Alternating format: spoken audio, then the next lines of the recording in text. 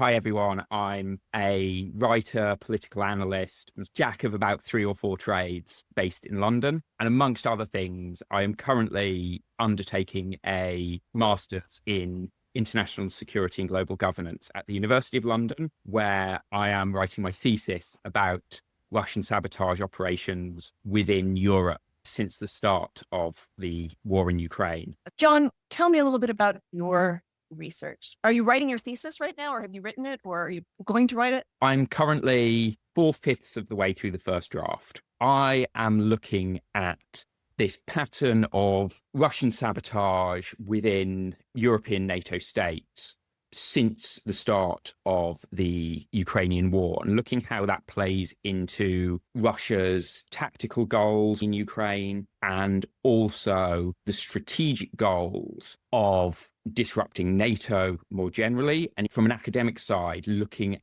theories of alliance management. And what I am arguing is that when you look at these patterns as a whole, they exist to aid what Russia is doing in Ukraine. So they're attacking countries that supply aid. But I'm arguing that the overall pattern is around exploiting existing tensions within NATO member states and the tensions between the countries that are very worried about Russia, very hawkish on Russia, and the countries that are far less bothered. And that plays into these pre-existing dynamics and the overall problem that you have in international relations theory with alliances, which is what they call the entrapment abandonment dilemma, which for those of you who are not familiar with it, it's this theory that when you are in an organization like NATO, where you are pledged to all for one, one for all defense, within each country, there is this balance of worries between, if I get attacked, are these guys really going to back me up? And the alternative, the entrapment worry, which is, oh, if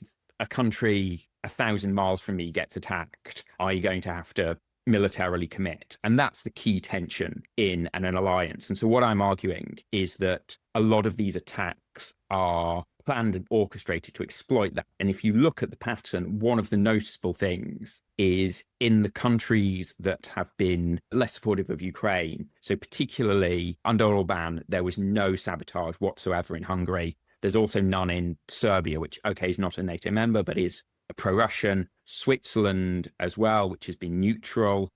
There's been very little there. Much more of it has been focused on Poland, the Baltic, Britain to an extent, and also some has happened in Germany, but interestingly, that's been very targeted at defense companies. So there was a plot to kill the CEO of Rheinmetall, which is the big German armaments manufacturer, and you see that pattern. And so I'm arguing that is part of this overarching Russian aim to destabilize NATO and exacerbate the tensions and to spread that fear that if there is an attack, either that you're going to be drawn into it or you're not going to be defended, depending what your position is. The very structure of NATO being consensus-based makes that a very attractive, a very efficient way of exploiting those dynamics. With these deniable operations, that then gets filtered through the establishments within their own countries and becomes harder to spot the overall pattern, harder to understand whether you're treating it as criminality, terrorism, or a major security threat. If you look at a lot of the way these things happen, they operate in a way that